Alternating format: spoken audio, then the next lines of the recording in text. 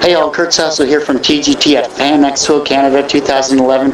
We're here with a true master of many talents of different styles, Mr. Ken Branch. How are you doing today, Ken?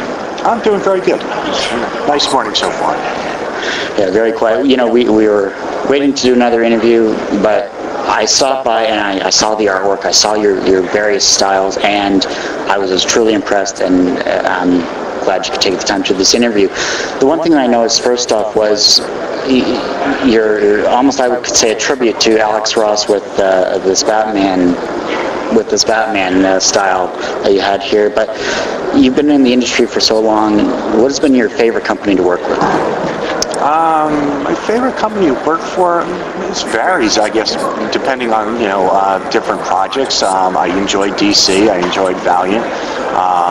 Valiant was kind of an up-and-coming company, and I worked on a project, Dr. Mirage, for 18 issues. It was lots of fun. We had a great time. There was all kinds of quirky little things that we were doing for it at the time, and it was a lot of fun. So. With the younger generations coming up, becoming artists, you have so many different avenues to go by with the internet, with different art schools. What do you find is good advice to give the younger generation? Keep drawing. Basically, that's what we always tell them. You learn to draw, you keep drawing, you draw from life, you study anatomy, you keep practicing, get sketchbooks, that type of different things. Get books to read about, how to create your drawings, and learn how to,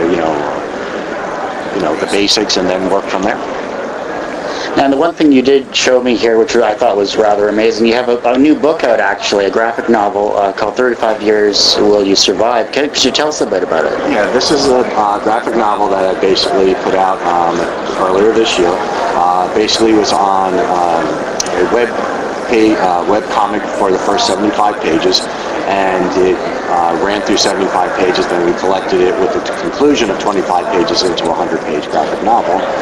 It has to do with climate warming, a government, an inept government. There's a tsunami, there's chaos in the Middle East, so it has a lot of things that we weren't quite expecting all to happen at that time, but it did. It was more of what would happen with global climate warming over the next 35 years, and how the world and the governments and different factors would all work together. So what was the most challenging? What was the most challenging thing about writing and creating that book? I think writing it was probably the most challenging part, because I'm not really a writer. I actually asked a cousin of mine who is a writer that he would come in and help, smooth out a lot of it, kind of iron it out a little bit, so it wasn't too far off. And then really just trying to meet the schedules to, getting it drawn and out and ready and prepped and everything. Because I was really doing everything from the drawing to the inking to the, I actually ended up using warm and cool markers because I wanted more of a gray effect to the world, not a bright colored scenario. So, from there, it was just a challenge of trying to, meet deadlines and keep it flowing and that type of thing. And what has been the response to your book? There's been some interest, but there's so many different books out there. It's hard to get it in front of different people, but the people that have picked it up have enjoyed it. They've written.